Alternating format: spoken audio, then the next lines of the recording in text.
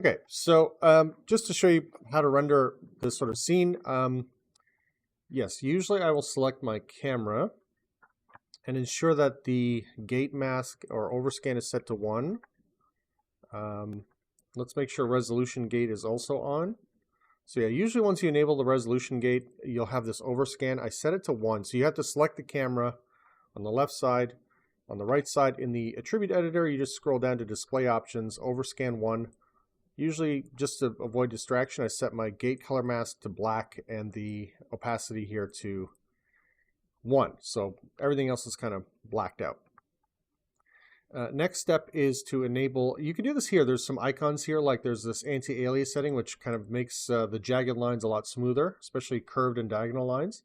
And there's also a little option here called screen space ambient occlusion.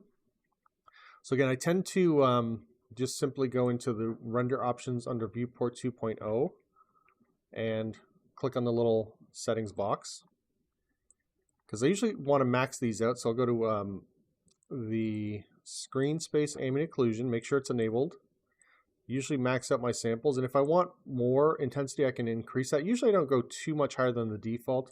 You can have the spread increase too, but I find the defaults are usually good enough. And under anti-aliasing, I will enable smooth wireframe multi-sample anti-aliasing and set the sample count to 8. Lastly is the actual material setup. So you want to basically select every object in the scene and make sure you assign. I usually will assign or use an existing Lambert material typically. I don't want sort of shiny reflections, which a Blinn or a Phong material would give me. And so, yeah, now I'll just grab one of the objects, jump to the material. I tend to set it to be a very light gray. And something else that can help, especially if we're kind of looking at maybe a ceiling that may look really dark, you can increase the incandescence. So you see it sort of is almost somewhat self-illuminated, right? Oops. So, yeah, let me just get my camera back into position. So first render is basically one without anything selected. We want to make sure we have everything we want framed in view. I'll make sure my camera's locked. Now the way I used to do this, which is fine, you can basically set your timeline to 2 frames. I would go into settings under this little clapper icon up here. It's basically the render settings, right? Clapper icon with a green gear. You can switch your render preset to HD 1080. I usually want minimum full HD. I'll close that, and then I'll right click the timeline, go to play blast, and set this to basically image sequence. Set the image type. JPEG in this case is fine, or PNG if it's available.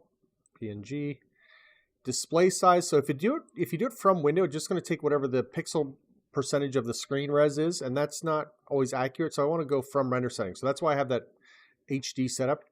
Another common mistake people make is that they actually don't adjust the scale, because it'll cut the resolution in half. It's defaulting to 0.5. I set it to 1.0. We can tell it to save to a file. I'm going to just say play blast. For now, it's going to my default images. Again, make sure it's a PNG if that's what you're saving to. Okay, play blast. This is sort of a somewhat easy method. I'll just hit play blast. Hit play blast, it's literally going to do like a 2-frame sequence, and then it'll pop open the window. Sorry, I should have double checked my location here. Let me see. There we go. Just copy that path. Okay, so I can take one of these frames. Now, again, I don't usually like seeing this title safe border and any object selected, so I would do this again. I'm going to just make sure nothing is selected.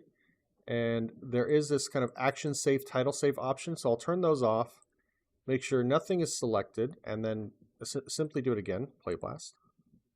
So now I've got a much cleaner render. Alternatively, just to show you this, you can actually hit the gear icon, and under the render setting, there's something called Hardware 2.0, which is literally just the viewport rendering system. So you set that to Hardware 2.0, and then you can literally kind of basically hit render, or hit the render current frame up here. Okay. Hit that, and it'll basically give you that single render. So that can help you avoid the play blast altogether. and then you can go to File, Save Image that way. Okay, so those are two methods. The last part of this is getting a wireframe render. So to do that, I will turn on the wireframe option here in the viewport, which is just this little icon. It's kind of like a turquoise cube with white lines. One thing I don't like, maybe just because of tradition, I guess, is that typically I don't like the blue wireframe. So what you can do is go to Windows, Settings, Preferences, and then there's something called the Color Settings. And again, since I'm working on an objects that are not selected, I will actually go to Inactive Objects, and under Polygon Surfaces, it's set to blue. So if you just drag that to the left, it sets it to black. You can hit Save. And again, we do a second render. So I'll just this time do it from the render window. For some reason, it doesn't always actually. Yeah, and I'll rename this, by the way. I'll just set this to AO_render, okay, for ambient occlusion render. So if it's not working through there, then we can just simply hit Play Blast again, and we'll get the actual wireframe. So if I double click on one of those two images, right, then we'll see kind of with and without wireframe. So this just helps me sort of see the layout, the sort of cleanliness of the mesh or density, right? You can see the skull here is like very, very dense in terms of polygon count. So then I would call this, just simply click on this, AO_WF for wireframe, and then render.